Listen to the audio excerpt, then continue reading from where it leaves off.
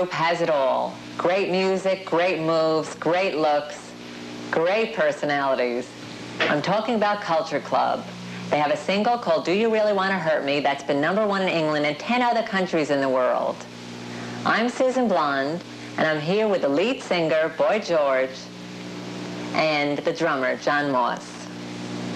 Is there any meaning behind the name of your album, Kissing to Be Clever? Well, the idea is kissing was like the kiss of life, the kiss of death. It doesn't actually mean sort of sticking your tongue in somebody's mouth. It just means like kissing.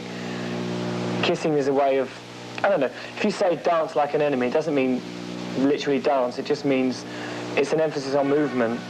And kissing to be clever is like, you know, it's just very smug. It's like cynical love songs. You know, like, do you really want to hurt me? Do you really want to hurt me? It's not you have hurt me and that's it, you know, I'm gone, I'm lost. It's just another way of looking at love, you know, in a more positive way. So kissing to be clever is like, you know, very smug, you know. Like the picture on the cover is very sort of, you know, very smug. And that's what it's meant to emphasize. So there is a meaning behind the album title. Do you like to kiss? Only people with nice breath.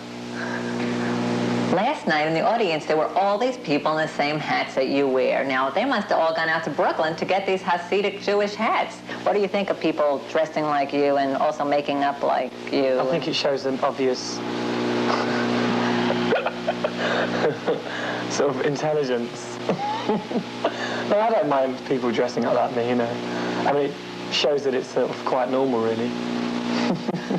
Because most people would probably look at me and say, oh, you know, that's not normal. Hey, you know, what's going on? So I think that if other people do it as well, it makes it more acceptable. I mean, you know, it's all about the fun of dressing up. Everybody dresses up, you know.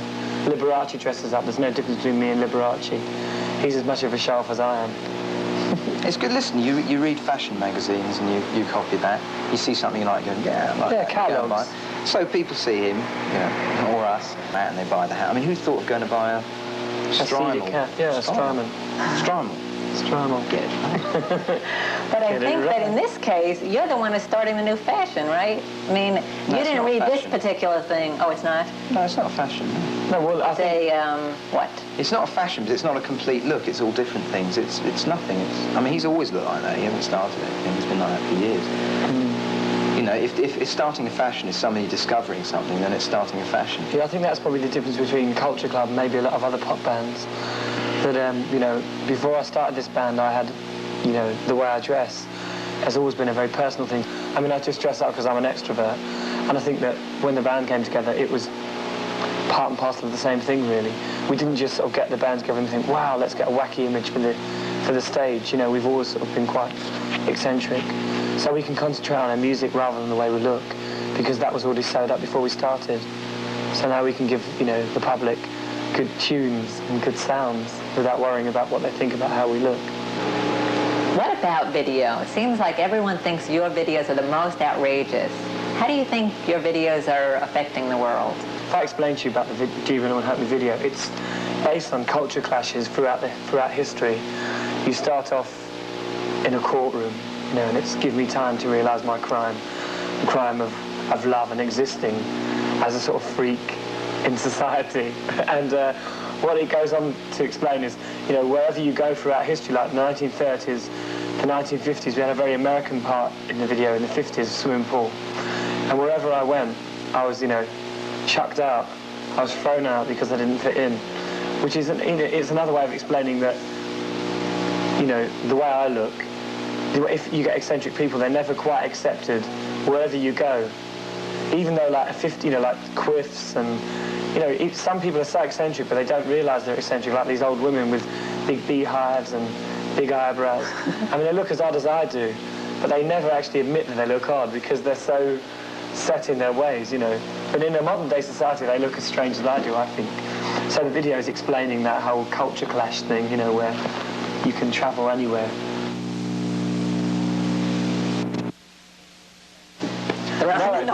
That was very funny because I actually went in fully clothed backwards, and it was quite a frightening experience. I went underwater like this, and then they rolled the film backwards, so I came out bone dry, but I was soaked when I got out. I was soaked.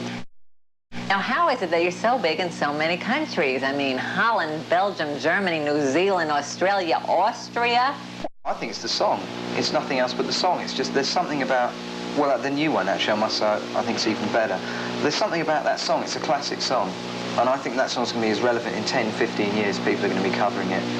Yeah, I mean, that's it. I know, you much it's the way we look. It's, it's the right time. But I think it's that song. Can you imagine anyone covering Do You Really Want to Hurt Me? Well, you're actually covering it like us? No, I mean like Barbra Streisand or Frank Sinatra, something like that. In London, we have the London Philharmonic Orchestra doing it. Doing it where? Boom, boom, boom, boom. Wait, when did they do that? Oh, a month ago.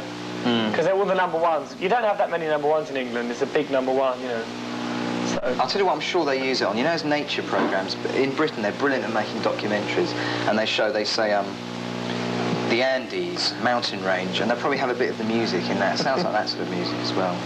Did you know that Stephen Holden from the New York Times said that your voice sounds like a cross between Smokey Robinson and the early 60 teenage idols? Smokey Robinson. Now, what do you think about that?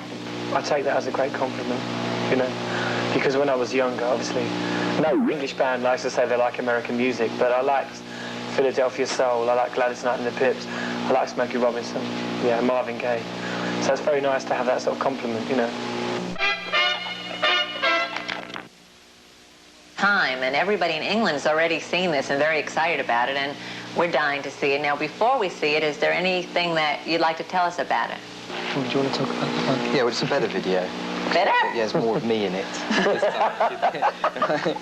Which I'm really sure of, No, we're more happy with it because the last one was, we had so many ideas and it was a bit rushed and it was a bit hard to understand, I think, the last one. But the next one, it's got more of one atmosphere on it.